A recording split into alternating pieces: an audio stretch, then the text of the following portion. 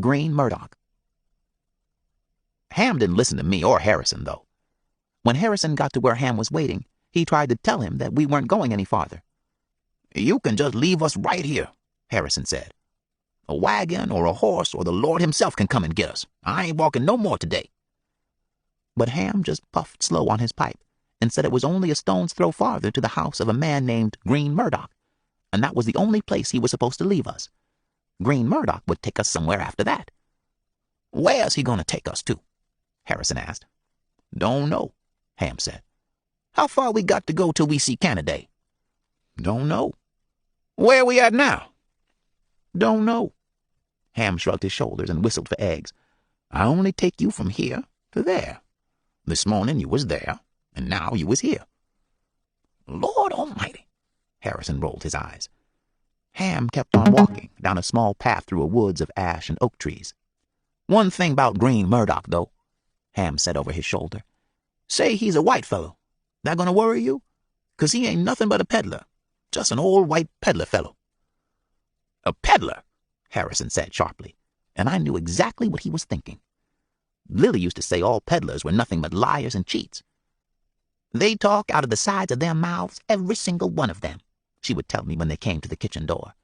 They were always trying to sell something to Miss Catherine, who was fond of buying fancy things, and Lily would get a tongue-lashing every time they came. She'd get in trouble from Master Hackler if she let them in, and from Miss Catherine if she didn't.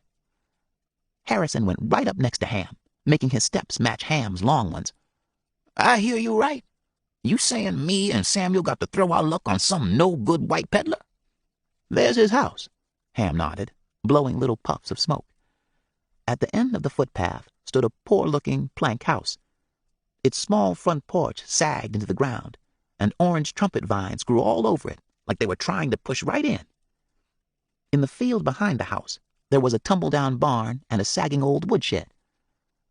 "Looks like Green Murdoch's wagon ain't come back yet," Ham said. He put his hands in his pockets and stood in the middle of the yard like he didn't know what to do. "Guess you're just gonna have to hide yourselves in his woodshed till it does." Walking across the yard, he pushed open the crooked woodshed door. "Nothing fancy," he said, setting a stick against the door to hold it open and looking inside real quick. "But he ain't gonna be gone long. Just out selling things, probably." He waved his hand at the damp-smelling darkness. "Go on in." Me and Harrison stepped inside. Ham stuck his head through the open door. "Don't you worry. Green Murdoch's gonna be back here in no time." And without another word, he pushed the door shut and left me and Harrison in the middle of the darkness. It was a long time before someone came. We sat there in the closed-up woodshed, listening to the birds call outside and a big yellow hornet buzz and peck at the window. Truth is, the sound of those birds made me feel worse inside. I thought about all those birds soaring around the treetops while we were hunched over like rats in the woodshed. My stomach grumbled. Last thing we had eaten was the loaf of bread at the white folks' church. Running and hiding seemed like that's all we had done for days and days. How many days had it been? I tried to count. Was it 5 or 6 since we had run off? "There's nowhere in this whole United States that a runaway is safe," the riverman had said. Would me and Harrison be running and hiding our whole lives? "Here's something coming," Harrison said, tapping my arm. There was the sound of a wagon rattling into the yard. I pushed back the girl's bonnet so I could keep an eye out. I didn't think anybody would know that we were hiding in the woodshed, but I guess they did. The woodshed door creaked open not a half-minute later. "Well, dog bite my tail," a voice boomed. "What fine-colored folks have I got hiding in my shed today?" I could see a short white fella standing in the doorway. He had a shiny circle of bald skin on the top of his head, and by the looks of his clothes, he was fond of food. "Come out in the light and show yourselves," the too loud voice kept on, "unless you're thinking about sitting in my wet and miry woodshed all day." "You just stay quiet behind me," Harrison whispered over his shoulder. Keeping my eyes on the edge of that dress so I wouldn't trip and fall over, I stepped outside the woodshed behind Harrison. But once I got there, a strange and peculiar feeling came over me. I felt the warm afternoon air on my face, and I saw light, plain as day, all around me. Reaching for where that girl's bonnet should have been I felt nothing sitting on the top of my head. Harrison shot me a look. "Samuel," he hissed, "get that bonnet on." But the white fellow put his hand over his eyes and laughed loud enough to send spit flying all over as he gasped and chuckled. Never saw any white folks ever laugh that way before. "Don't you worry about that bonnet," he said, trying to take in breaths of air. "That ain't nothing. I've seen colored girls dressed as boys, boys dressed as girls, women in their husbands' clothes, and men pretending to be poor widows." Chuckling, he held a finger to his lips. "You don't need to breathe a single word about who you are or what master you ran off from. That's what I always tell the colored folks that come here. I tell them that Green Murdoch holds secrets about as well as an upside-down cup holds water." He started toward the house. "I'll just call you young and old, if that's fine with you. Or," he stopped and pointed at me. "Now, this would be downright humorous. I'll call you old, and him," he pointed to Harrison, "young." Even Harrison cracked a little smile at that. "So, old and young, are you as hungry as a shilling, a $half, or a whole dollar?" he said. "'Cause I have everything from a half-chewed piece of corn cake, which'll cost you nothing, to a fine smoked ham in my wagon, depending on what you have the money to pay for eating." He squinted at us. "Paper money or coins are all the same to me. Which one might you be carrying, old and young?" Harrison didn't answer, and Green Murdoch got a down look on his face. "Don't tell me that you ran off from your master without a shred of money," he said. "Me and my poor horse have to eat, don't we? And keep a roof over our heads. Only way I make a living is by peddling things." He shook his head. "All of this helping folks is just about putting old Green Murdoch in the poorhouse these days." I remembered the 5 coins we had given to the widow lady and how we still had a few left over. Why was Harrison not breathing a word about them? "We got a little something, maybe," Harrison said uneasy-like. "Enough money to eat, I suppose." "Enough money to eat? Well, dog bite my tail, young." Green Murdoch broke into a grin and slapped his leg. "I'm just a poor peddler, and even I don't eat money." I could see Harrison's shoulders go up fast, like he didn't think Green Murdoch was being funny at all.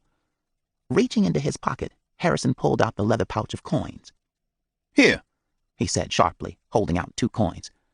"This be enough for me and Samuel's supper?" Green Murdoch took both coins and slipped them into his boots. "Didn't mean to say that about running off without a shred of money, young." He patted Harrison's shoulder.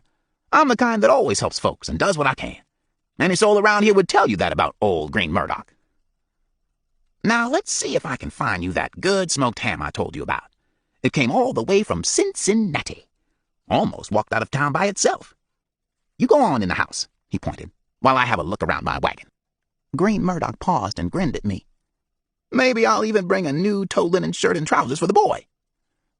Only thing was, he couldn't find the fancy ham. He came back carrying a small slab of bacon and a bag of potatoes instead. "Don't you worry," he told us, throwing kindling onto the fire until the flames licked halfway up the chimney. "I can cook this piece of bacon good enough that it'll taste just like that fancy ham." Truth is, the tow shirt and trousers weren't new either. When I put them on, I saw the trousers had little chew holes from mice, and the shirt was splattered with mud. But I was purely glad to be free of that girl's dress, so I didn't breathe a word. Green Murdoch told us to have a look around while he was cooking. "Go on, look at all the things I sell," he said, waving his arm around the room. "Just don't touch anything. That's what I always tell the colored folks. Can't have all my china broken and my fine embroideries ruined." Right away, my eyes fell on a plain pine box leaning up against a wall. Size of a person. Green Murdoch chuckled, seeing me staring at that coffin.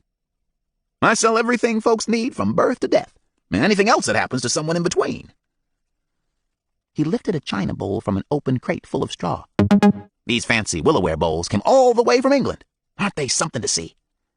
He held the bowl in front of me and Harrison, turning it this way and that. "Sold 2 of them this morning to old Rose Waverly in Red Oak. She's cheap as a second-hand toothbrush," he said, grinning. "But when I stopped at her house this morning, I just happened to notice a broken bowl swept off to the side of her porch. And a little idea came into this clever head of mine." Green Murdoch tapped his forehead. "I told Rose Waverly I had just the thing to fix her broken bowl. Old Green Murdoch can make it look as good as new, I told her. And while she was fixing me a piece of pie, I brought out 2 of my best Willowware bowls and set them near the porch. Then I called her outside and said, 'Why, dog bite my tail! Your broken bowl has changed into 2 fine new bowls, Miss Waverly. Green Murdoch shook his head. Well, you should have seen the look on her face. She bought those bowls from me right then and there. He walked over to the hearth and turned the side of bacon. Dog bite my tail, he said, licking the grease off his cooking fork. Sometimes I think I'm the best peddler on this side of the Ohio. Sure enough, Harrison answered, rolling his eyes at me. I thought about how we had given Green Murdoch 2 silver coins for nothing more than a side of bacon, a bag of mealy potatoes, and half-worn clothes. Maybe we weren't much smarter than old Rose Waverly. After supper, Green Murdoch brought out a deck of cards and told us he would foretell our future. His white hands slid the deck of cards toward Harrison. Lily always said cards were nothing but trouble. When Seth dragged me into playing a game with him, she would always pinch my arm and whisper, You let him win, Samuel. You just be as awful slow and addle-headed as you have to be, but you let him win. We don't want no hard times. Harrison pushed the cards back. Me and Samuel don't want none of our future read, he said. But Green Murdoch leaned back in his chair and waved his hands. Go on, go on, go on. Make sure they ain't anything but plain old ordinary playing cards. I'll even let you shuffle them, if you want to, young. Make it even harder for me. When Harrison didn't pick up the cards, Green Murdoch crossed his arms, frowned a little, and said, Dog bite my tail, young. You want me to shuffle the cards, too?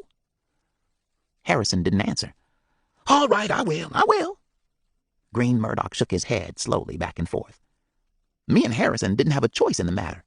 Seemed like he was going to foretell our future, whether we wanted to know it or not. Shuffling the cards with his thumbs, he put 4 cards face down on the table. Then he looked across the table at me. Now, Old, you turn the first card face up on the table. Go on. He tapped the first card with his finger. Turn this one over. I shot a quick look at Harrison, who was staring straight ahead, not paying any mind, and I turned over the first card. Green Murdoch nodded and smiled. You can turn over the others now, too. I set the cards face up on the table. A 10 of diamonds, an ace of clubs, a 5 of spades, and an ace of spades. Green Murdoch leaned forward, staring at the cards. He drummed his fingers on the table. Well, now, he said, frowning. I see a few unlucky cards here. You had any bad luck up till now, Old? Why? I said, looking closer at the cards, as if our bad luck was drawn right on these squares. As if maybe there would be a picture of Master Hackler or Cassius, or bloodhounds hunting for us. Well, Green Murdoch said, tapping the first card. The 10 of diamonds ain't all bad. It just means to look out for a long journey. Harrison snorted. We already on a long journey. Don't take no one smart to tell us that. Green Murdoch smacked his hands together. Dog bite my tail. See there? That fortune has already come true. Green Murdoch and his cards are always right. He leaned back in his chair and clucked like an old red hen. Harrison squinted his eyes and tapped the next card with his finger. How about that one? Green Murdoch rolled his eyes toward the ceiling.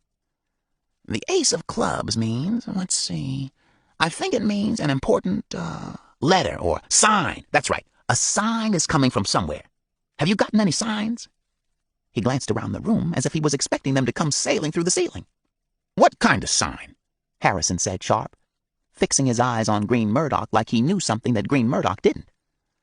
Well, Green Murdoch stuttered. A small sign, a very small sign from somewhere far away, somewhere that people live, but a good, sign from what I can see, that is. He hurried on.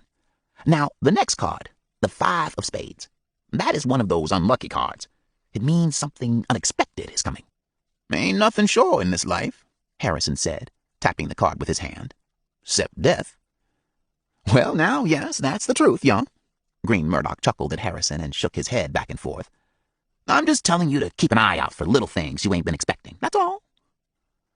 And then, quick as anything, he slid the last card off the table and turned it face down. And we don't need to talk about the ace of spades, he said, stacking the cards and putting them away in his coat, because you folks probably know that is the most unlucky card of all. I started to say that I didn't have the smallest idea what the ace of spades meant, but Green Murdoch pushed his chair back and stood up fast. Dog bite my tail.